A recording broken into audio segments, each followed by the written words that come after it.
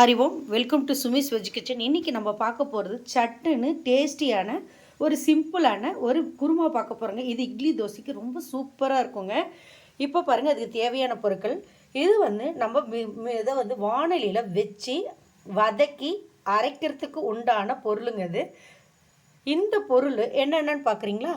ஒரு கப்பு தேங்காய், இதில் பச்சை மிளகா தவிர எதுவும் சேர்க்க போகிறது இல்லைங்க. ஸோ அதனால் நம்ம பச்சை மிளகா நான் 3-4 எடுத்துருக்கேங்க. நான் உங்கள் சைஸு பொறுத்து காரத்தை பொறுத்து எடுத்துக்கோங்க.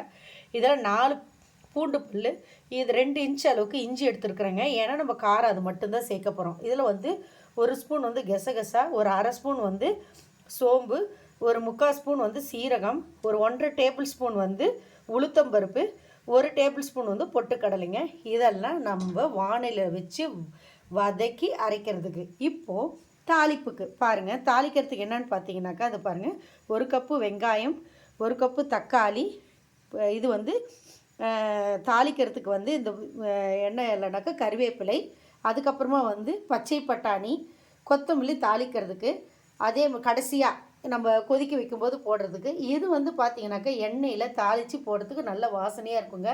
பட்டை, கிராம்பு, ஏலக்காய், இது உங்களுக்கு தெரியும், பிரிஞ்சி இலை. அதே மாதிரி ஒரே ஒரு உருளைக்கிழங்குங்க. அதை பாருங்கள், நான் உருளைக்கிழங்கு இருக்குல்லைங்களா, இதை கட் பண்ணி இப்போ நான் வேக வைக்க போகிறேங்க. இதை பாருங்கள், அந்த உருளைக்கிழங்கு வெந்துட்டுருக்கு. இப்போ நம்ம வானிலை வச்சு ப்ராசஸ் பார்த்துடலாம். இப்போ பாருங்கள், நான் வானிலையில் செக்கெண்ணெய் ஊற்றி வச்சுருக்கேங்க. இந்த செக்கெண்ணெயில் என்ன சேர்க்க போகிறேன்னா, ஃபஸ்ட்டு பாருங்கள், நான் உளுத்தம்பருப்பு சேர்க்குறேங்க. உளுத்தம்பருப்பு போட்டு ஃபஸ்ட்டு நல்லா வறுக்கலாங்க. இதை பாருங்கள், நல்லா வறுக்கலாம். இதை பாருங்கள், உளுந்து ஓரளவுக்கு நல்லா வதங்கினதுக்கப்புறம் நான் இதில் இஞ்சி பூண்டு, அதாவது இஞ்சியும் பூண்டையும் போட்டுறேன். அதே சமயத்தில் பச்சை மிளகாயும் போட்டுறேங்க. நான் இது நல்லா வறுபடணும். இப்போ பாருங்கள், இஞ்சி ஓரளவுக்கு சிகப்பாயிருச்சு, வறுபட்டுருச்சு. பூண்டு நல்லா வறுபட்டுருச்சுங்க. இப்போ உங்களுக்கு பார்க்கும்போதே தெரியும் இஞ்சி நல்லா வெந்துருச்சுன்ட்டு. இப்போ இந்த ஸ்டேஜில் நம்ம கெசகசை எல்லாம் சிம் பண்ணிக்கோங்க. கெசகசா சேர்த்துக்கலாம். அதே சமயத்தில் சீரகமும் சேர்த்துடலாம், சோம்பும் சேர்த்துடலாங்க. இப்போ இது போட்டு நல்லா வறுக்கலாங்க. இது சிம்மிலே வச்சு வருங்க, இல்லைன்னா தீஞ்சிரும், உங்களுக்கு கசப்புத்தன்மை வந்துடும் சோம்பு சீரகம்லாம். இப்போ இது நல்லா ஓரளவுக்கு சிம்மில் வச்சு கொஞ்சம் அந்த பச்சை வாசனை போகிற வரைக்கும் வறுபட்டுருங்க. இப்போ பாருங்கள், நல்லா வறுத்துட்ருக்கேன். நான் சிம்மில் தான் வச்சுருக்கேன். அடுப்பு பாருங்கள், நான் சிம்மில் தான் வச்சுருக்கேன். நம்ம சிம்மில் வச்சு வறுக்கும்போது தான் அந்த டேஸ்ட்டும் இருக்கும், நல்லாவும் வறுபடுங்க, இல்லைன்னா தீஞ்சிரும். இப்போ ஒரு 30 செகண்ட் வறுத்தா போதும். 30 செகண்ட் ஆயிடுச்சு. இப்போ நான் தேங்காய் போட்டுறேங்க. அடுப்பு இப்போ நிறுத்திடலாம். அதே சமயத்தில் பொட்டுக்கடையிலையும் போட்டுடலாம். இப்போ நான் அடுப்பை நிறுத்திட்டேன். நான் நிறுத்திட்டு ஒரு வதக்குங்க. இப்போ நல்லா வதங்கட்டும். இந்த சூடுலேயே கொஞ்சம் வதங்கினாவே போதுங்க.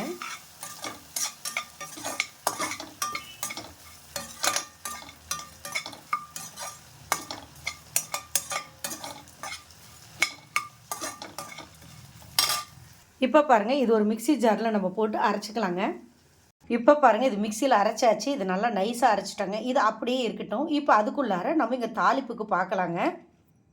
இப்போ பாருங்கள், நம்ம இந்த வானலியே கொஞ்சமாக எண்ணெய் விட்டுக்கலாங்க. இப்போ இந்த தாளிப்பு நம்ம போட்டுக்கலாங்க. இந்த பட்டை, கிராம்பு, ஏலக்காயெல்லாம் இருக்கு இல்லைங்களா, அதை போட்டுடலாம். இப்போ இதில் என்ன பண்ண போகிறோன்னா, கருவேப்பிலை, இதில் கொஞ்சமாக தாளிப்புக்கு தேவையான கருவேப்பிலை போட்டுக்கலாம். அது கூடயே ஃபஸ்ட்டு என்ன பண்ண போகிறோன்னா, இப்போ இது பச்சை பட்டாணி இல்லைங்களா, இதிலையே போட்டு நம்ம இந்த பச்சை பட்டாணியை கொஞ்சம் வறுத்துக்கலாம். நம்ம ஒரு 2 நிமிஷம் 3 நிமிஷம் வறுத்தா போதுங்க. அது கொஞ்சம் வெந்த மாதிரி ஆகிடும். அதுக்கப்புறம் இதுலேயே கொஞ்சம் வெங்காயம் போட்டுக்கலாங்க. இப்போ இது நல்லா வறுக்கட்டும். நல்ல மணமாக இருக்குங்க. அந்த பிரிஞ்சி இலை, ஏலக்காயெல்லாம் போட்டு இது வதக்கின உடனே ரொம்ப வாசனையாக நல்லா டேஸ்ட்டாக இருக்கும் போல் இருக்குது.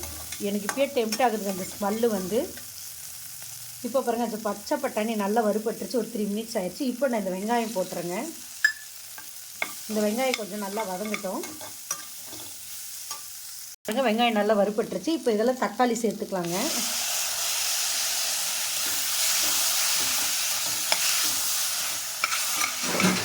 இந்த தக்காளி கொஞ்சம் பச்சை வாசனை போகிற வரைக்கும் நல்லா வதக்கணுங்க. அப்போ தான் இந்த டேஸ்ட் அருமை நல்லா கிடைக்கும் உங்களுக்கு. நீங்கள் சரியாக வதக்காமல் போட்டிங்கன்னா குருமா டேஸ்ட்டு மாறிடுங்க. உங்களுக்கு நல்லா ஓரளவுக்கு வதங்கணும். நான் காமிக்கிறேன் பாருங்கள். அந்த பதம் வரும்போது நம்ம வேக வச்சுருக்க இப்போ பார்த்திங்களா, நான் வேக வச்சுருக்கேன் அந்த உருளைக்கிழங்க அதுக்குள்ளார ஒன்றும் பாதியுமே அப்படி நசுக்கி ஸ்மாஷ் பண்ணி போட்டுக்கோங்க. அப்போ தான் உங்களுக்கு டேஸ்ட்டாக இருக்கும். இல்லைனாக்கா அந்த டேஸ்ட்டு என்ஹான்ஸ் பண்ணாது உங்களுக்கு. இப்போ பாருங்கள், இப்போ நல்லா வதங்கட்டும், இன்னும் நல்லா வதங்கட்டுங்க. இப்போ இதுலேயே நமக்கு தேவையான உப்பு போட்டுக்கலாங்க. உப்பு உங்களுக்கு தகுந்த மாதிரி போட்டுக்கோங்க. இப்போ இதில் போட்டு வதக்கணும்னா தக்காளியும் சீக்கிரம் வதங்கும். அதே மாதிரி உங்களுக்கு டேஸ்ட்டும் கொடுக்குங்க. ஏன்னா அந்த தண்ணி ஊசோட்டானி நல்லா வருங்க. இப்போ அது ஆகட்டும். தக்காளி பாருங்கள் நல்லா ஸ்மாஷ் ஆயிடுச்சு. பாருங்கள் நல்லா ஸ்மாஷ் ஆகி நல்லா இது ஆயிடுச்சு. இப்போ இந்த ஸ்டேஜில் நம்ம அரைச்சி வச்சுருக்கிறத விடலாங்க. இதை விட்டு ஒரு 2 நிமிஷம் வதக்கலாங்க. இதை பாருங்கள், இது நல்லா கொஞ்சம் ஓரளவுக்கு வெந்த மாதிரி ஆயிடுச்சு பார்த்திங்களா. ஒரு 2 நிமிஷம் ஆயிடுச்சு. இப்போ இதில் இந்த உருளைக்கிழங்கு போட்டு வறுத்துடுறாங்க.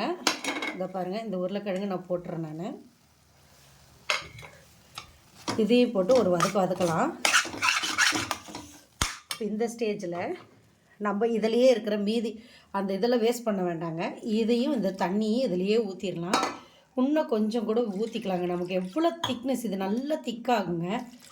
அதனால் நம்ம நல்லா ஓரளவுக்கு தண்ணி தாராளமாக ஊற்றலாங்க.